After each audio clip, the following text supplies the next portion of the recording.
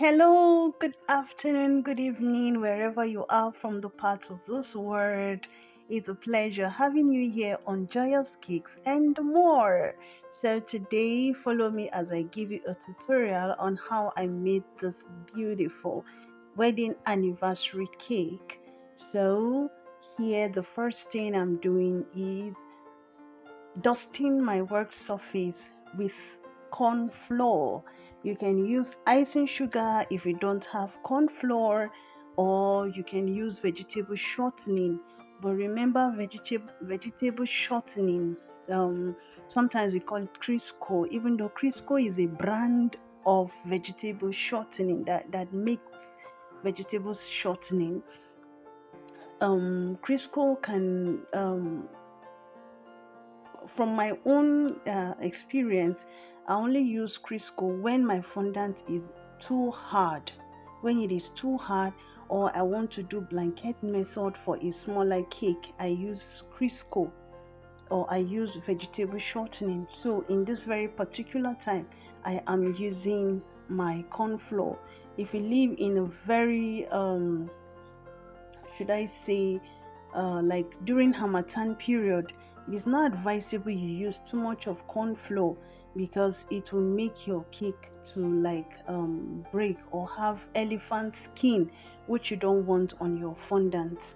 So here I've already rolled out my fondant using my fondant rolling pin. You can use any rolling pin of your choice that you have, but ensure that your wooden rolling pin, if you choose to use it, is smooth. Make sure it is smooth and make sure that it is not like rough so that it doesn't leave pieces of wood or on the fondant. Now this is my well chrome coated square, I mean a rectangle cake. I have a video, like a 6 minute video where I recorded how I was able to achieve this beautiful chrome coating. So here I am trying to cut the the the the, the edges of my fondant. I'm actually still working on my skills when it comes to making square cakes or rectangle cakes. So you can see it might not actually be very perfect, but I want to assure you that I'm working on it. And if you're a learner too, I'm sure you're going to learn one or two things. And as usual, I always appreciate all your advices. Feel free to leave any suggestion that you think would help me in the comment section. Any tip on covering of square or rectangle shapes, please don't forget to leave a comment in the comment section. Share your thoughts with me. Okay, so here we've covered the top. Now is to cover the sides. There are four sides. This is the first side. Now you realize that I did not sprinkle any water. That is because I freshly crumb coated my cake and covered it up, and I made sure it didn't stay close to the window. So there was no much um, breeze or hair to dry it off for me. Now, to make sure the edges join together, I got my two smoothers. I used my brush to apply water. Now, in this way, it will be easier to connect the two meeting points of the fondant, the upper and the side together. That way, I'm able to, you know, make sure that they stick together. Now I saw this knife, someone, in fact, in some videos, and it's very sharp. There was a time this knife cut me. So please, anytime you're using this knife, please be careful. Be careful. Be very, very careful. Even if you used to use your hand to carry a hot pot from fire, this knife will still cut you. So just be careful with it. So that is why you see supporting when I'm cutting. I use my smoother to support the knife so that it will cut through my fondant. Now, um, you have to make sure you measure each part That is to make sure that at least you don't roll out too long a fondant or too small a fondant. Sometimes when the fondant sticks to your chrome coated buttercream you use to chrome coat your cake, if you bring it out, maybe because it was shorter or your fondant was longer, the buttercream sometimes sticks to the fondant, and most times it becomes a waste, because if not, you have to carefully start to scrape, and in the process you introduce um buttercream into your fondant. It won't be smooth and shining the way it's supposed to. So you have to be careful. That is why it's important you measure. You can use iron ruler, you can use tape, and this tape, please make sure you don't use it for any other thing.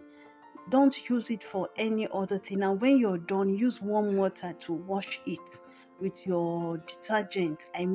By detergent, I mean your morning fresh. Use warm water to wash your tape. Make sure it's dried, and then you can tie it up in a nylon and keep for next time. Another important thing is that I've seen some bakers putting their tapes on the neck, around the neck, like ah like saying a tailor.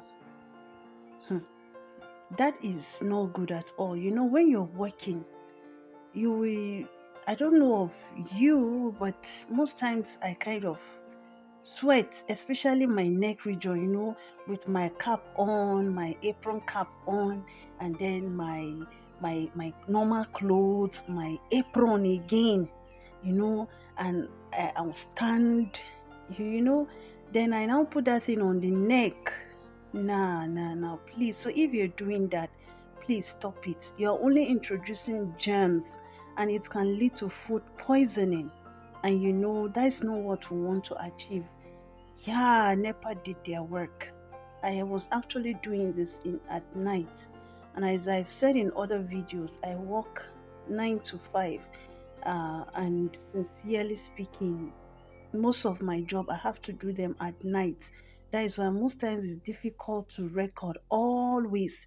But for this particular one, I had made up my mind that come what may, I must do this video. Like, I must finish it.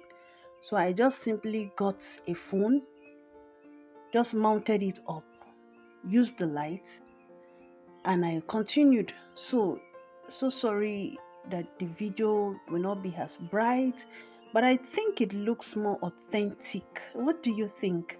The video looks more real than when there was that full light. I had a ring light on, I had my normal light on, but this one really makes it look cool. So here I'm needing the last one that I will use to cover it, like the pattern. There's a pattern. This particular cake design I made is a pattern. So that mold you're seeing there, I'm rolling this to put on the mold. I'm using this very particular pattern to serve as the edge, like a lacy edge. So this is how I just did it.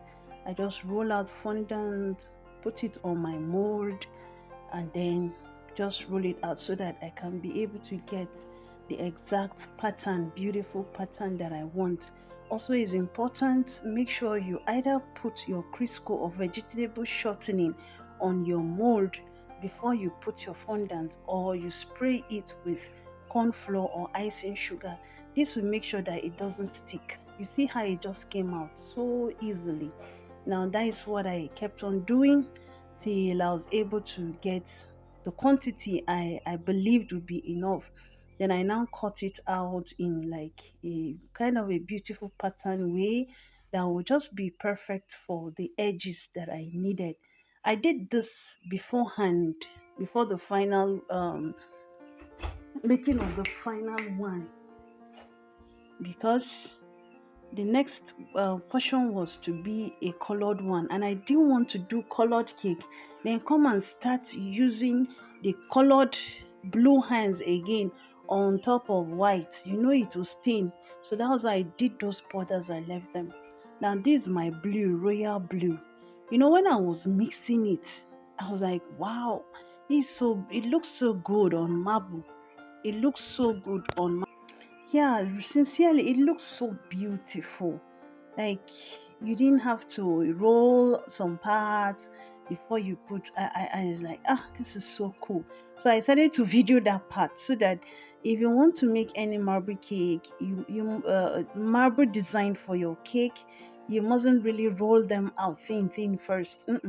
You can also just put your color to the cake, and then you begin to mold it, knead it, but don't totally knead. It's going to give you a beautiful marble fondant design, and you can use any colors you want. So back to the cake I'm making. I actually wanted to drape this um, on the cake. So here you see, I was trying to create this what is drapes, this drape look, tiny drape looks. So I use skewer. As you can see, I've zoomed it enough, and I'm just hoping that you can see it very clearly. I use this. You just put the skewer, and then you just use your hand so that that impression comes out. Yeah, just like this that I'm doing. But be careful with your surface. You don't want your fondant to stick. So before you do this, make sure there is corn flour or crisp or vegetable shortening on your work surface. Now I'm done. It's just what I want. So I just lift it up and I draped it on my cake. So you can see after you've set it, you're very okay with how it is. Then next thing is to get water. I got water and began to apply on the surface so that it will connect, like it will gum with the cake and the board. I use color white because I don't have to use any other fondant again. Icing sugar is pretty expensive, so it's not every time you will use a white or anything to cover, use it to form borders on your board. No, you can still leave it like that. So I did the same thing for the other end of my design, and then you see how I'm doing it. Apply water again to make sure that they are properly gummed. So that's it. As simple as that. It just gave me that drape look, and I really liked it. I do. So next is, remember that borders I told you I kept behind, or for later use. So that is what I'm applying now. I realized some were big, so I still trimmed it as I was working. Anyone that I feel is too big, I just adjust it. So I continue doing it. You just apply water. If you don't want to use water, you can use edible glue. Water also sticks very fine to your fondant. So you can see I'm using is water. I am using to stick the what looks like the border. Now I left the border white like this because my clients wanted just white. But there is another option you can use. You can color it gold or silver, depending on um, your choice of color. But I even think this white was okay. Now, if you know me very well, you will know that I always try to put flowers to see which one, if I put which position, it will look better on.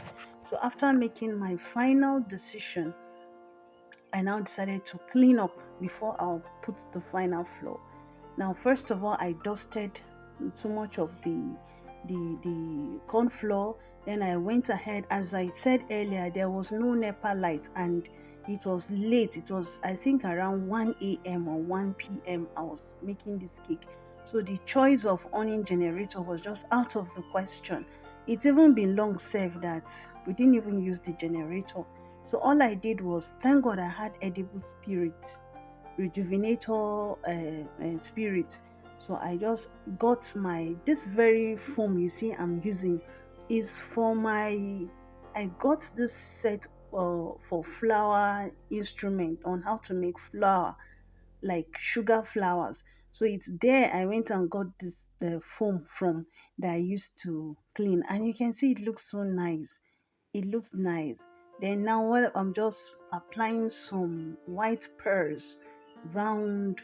So it's sometimes advisable, if you use gold on the borders, then you can use gold color colored pearls.